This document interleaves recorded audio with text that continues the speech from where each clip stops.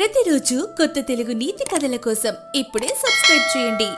మా కుటుంబంలో చేరండి. గోల్డెన్ స్టోరీస్ బుక్ ను సబ్స్క్రైబ్ చేయండి. బెల్ ఐకాన్ నొక్కి ప్రతి కొత్త కథను ముందుగా చూడండి. కథ నచ్చితే లైక్, షేర్, సబ్స్క్రైబ్ చేయడం మర్చిపోవద్దు. ఒక చిన్న పల్లెటూరు. ఎండలు మండిపోతున్నాయి. పొలాలన్నీ నీళ్లు లేక ఎండిపోయి బీటలు బారాయి. రాము తన చిన్న చేను మధ్యలో నిలబడి చెమట తుడుచుకుంటూ తీవ్రమైన దిగులుతో ఉన్నాడు. అమ్మా, ఏంటమ్మా ఈ దారుణం? ఊళ్ళో అందరి పొలాలు బాగున్నాయి, మన చేను మాత్రం ఇలా పాడుపడిపోయింది. వర్షం చుక్క పడడం లేదు. మనం ఈ సంవత్సరం ఎలా బతకాలమ్మా? రాము, ధైర్యం కలకాలం ఉండే ఆస్తిరా. ఆ దేవుడు మనల్ని ఊరికే వదిలేయాడు. ఉన్న కొద్దిపాటి బావి నీళ్లు తెచ్చి ఆ మూలన ఉన్న చిన్న పుచ్చకాయ తీగకు పోయిరా, అదే మనకు ఆసరా. సరేనమ్మా, కానీ ఊరి సర్పంచ్ గారు ఊరుకుంటారా? అప్పు తీర్చకపోతే పొలం లాక్కుంటా అని నిన్న కూడా రౌడీలను వేసుకొని వచ్చారు. ఆయన ఆశకి హద్దు అదుపు లేదురా. నువ్వు మాత్రం నీ నీతిని నిజాయితీని వదులుకోకు. వెళ్ళి ఆ తీగకు కాస్త నీళ్లు పోయి. రాము బావి దగ్గర నీళ్లు తోడుకొని ఆ మూలన ఉన్న పుచ్చకాయ తీగ దగ్గరకు వెళ్ళాడు. అక్కడ ఆకుల మధ్యన ఒక పెద్ద పచ్చడి పుచ్చకాయ కనపడింది. రాము దానికి ప్రేమగా నీళ్లు పోశాడు. పాపం, ఈ ఎండకి నువ్వు కూడా ఎలా తట్టుకుంటున్నావో ఏంటో. నీటి బొట్టు లేక ఆకులన్నీ వాలిపోయాయి. నా దగ్గర ఉన్న ఈ కాసింత నీళ్ళే నీకు దిక్కు పుచ్చకాయా? అప్పుడే విచిత్రం జరిగింది. ఆ పుచ్చకాయ చుట్టూ బంగారు కాంతులు చిమ్మాయి. పుచ్చకాయ మీద విచిత్రమైన వెలుగులు మెరుస్తూ దానికి కళ్ళు, నోరు వచ్చినట్లు కొద్దిగా కదులుతూ మాట్లాడటం మొదలుపెట్టింది. అబ్బా, ఎంత చల్లటి నీళ్ళయ్యా రాము, నా దాహం తీరింది. రాము భయంతో గిరగిరా వెనక్కి తిరిగి కింద పడిపోయాడు. అమ్మో, దెయ్యం దెయ్యం! పుచ్చకాయ మాట్లాడుతుంది. ఆపు, నన్నేం చెయ్యకు. హాహా, ఏంటి రాము అంత భయం? నేను దెయ్యాన్ని కానయ్యా, నేను మాయా పుచ్చకాయను. నీ అమాయకత్వం, నిజాయితీ చూసి నీకు సహాయం చేద్దామని వచ్చాను. రాము కళ్ళు పెద్దవి చేసి తల గోక్కుంటూ చూశాడు. పుచ్చకాయ, నువ్వు నిజంగానే మాట్లాడుతున్నావా? లేక ఈ ఎండ దెబ్బకి నాకలా అనిపిస్తుందా? రాము తల్లి బిందె పట్టుకొని పరిగెత్తుకుంటూ వచ్చింది. రాము, ఏంట్రా ఆ కేకలు? ఏమైంది నీకు? అమ్మా, ఇదిగో ఈ పుచ్చకాయ, ఇది మాట్లాడుతుందమ్మా. నాతో మాటలు కలుపుతోంది. ఏంటి పిచ్చి పేలాపంలో? పుచ్చకాయ మాట్లాడటం ఏంటిరా? పిచ్చి పట్టిందా నీకు? పిచ్చి కాదమ్మా, రాము చెప్పేది అక్షరాల నిజం. నేను మాయా పుచ్చకాయను. స్వార్థం లేని మంచి మనుషుల కష్టాలు తీర్చడానికి నేను ఇక్కడికి వచ్చాను. రాము తల్లి బిందె కింద పడేసి నోరెళ్ళబెట్టింది. చేతులు జోడించి నమస్కరించింది. అబ్బో నాయనో, నిజంగానే మాట్లాడే పుచ్చకాయ? దేవుడా, ఎంతటి విచిత్రం! అవునమ్మా, నాలో ఒక అద్భుతమైన శక్తి ఉంది. నిజాయితీ కలవారు ఏ కోరిక కోరినా నా ద్వారా నెరవేరుతుంది. కానీ ఒక కఠినమైన నియమం ఉంది.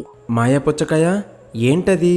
ఏ ఒక్కరైనా దురాశతో, స్వార్థంతో నన్ను ముట్టుకున్నా లేదా కోరిక కోరినా నేను నా శక్తినంతటినీ కోల్పోయి కుళ్ళిపోతాను. కేవలం పవిత్రమైన మనసు ఉన్నవారికి కోరికనైనా నేను తీర్చగలను. నాకేం ఆశలేవు పుచ్చకాయ. మా ఊరి జనాలు నా తల్లి ఆకలి తీరితే చాలు. అంతలో దూరంగా సర్పంచ్ తన అనుచరుడితో కలిసి బిగ్గరగా అరుస్తూ వస్తూ కనిపించాడు. ఏయ్ రాము, ఏంటక్కడ కుటుంబ సమేతంగా పుచ్చకాయ తీగ దగ్గర గుసగుసలు? అప్పు తీర్చడానికి డబ్బులు సర్దావా? లేక ఈ పొలం దస్తావేజులు నా చేతిలో పెడుతున్నావా? సర్పంచ్ గారు, కొంచెం సమయం ఇవ్వండి. ఈసారి ఎలాగోలా. ఆపబోయి నీ దండకం. ప్రతిసారి ఇదే మాట. ఏంటిది? ఆ తీగలో ఉన్న పుచ్చకాయ ఏంటి అంతలావుగా రంగురంగులతో, వెలుగులతో మెరుస్తోంది? సర్పంచ్ దగ్గరికి వచ్చి ఆశ్చర్యంగా చూశాడు. పుచ్చకాయ మీద పచ్చటి బంగారు దారలు మెరవటం చూసి ఆయన కళ్ళు ఆశతో మెరిసిపోయాయి. అబ్బబ్బబ్బా, ఎంత పెద్ద పుచ్చకాయో! దీన్ని మార్కెట్లో అమ్మితే మంచి ధర వస్తుంది. రాము, నా అప్పు కింద ఈ పుచ్చకాయను నేను పట్టుకెళ్తున్నాను. సర్పంచ్ గారు, ఆగండి. దాన్ని ముట్టుకోకండి. అది సాధారణ పుచ్చకాయ కాదు, మాయా పుచ్చకాయ. మాయా పుచ్చకాయ? పాడపాటి పుచ్చకాయ? నా పొలం సరిహద్దుల్లో ఉంటే ఇదంతా నా ఆస్తి కాకపోతే నీదా? సర్పంచ్ ఆశగా పుచ్చకాయను తెంచటానికి రెండు చేతులు చాచాడు. ఆగు దురాశపరుడా, నన్ను ముట్టుకుంటే నీ ఒళ్ళంతా తుమ్మెదల గుంపు దాడి చేస్తుంది, జాగ్రత్త. సర్పంచ్ గుండె ఆగినంత పనయ్యి వెనక్కి పడ్డాడు. అమ్మో, పుచ్చకాయ మాట్లాడుతుంది. ఏంట్రా ఇది? పుచ్చకాయకి నోరు కళ్ళు ఉన్నాయా? దెయ్యం దెయ్యం దెయ్యం పట్టింది రాము చేనుకి.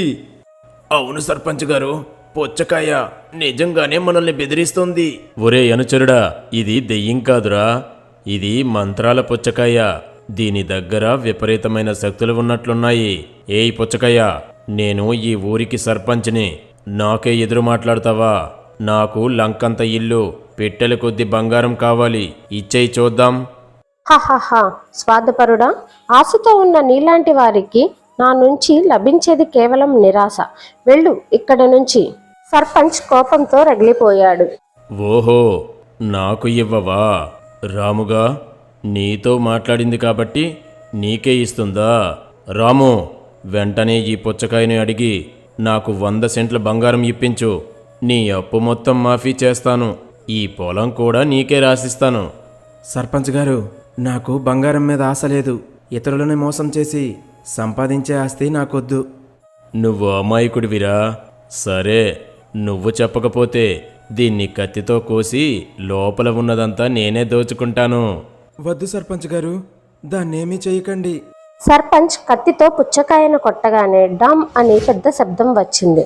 కత్తి విరిగి ముక్కలై సర్పంచ్ మూతికి తగిలింది.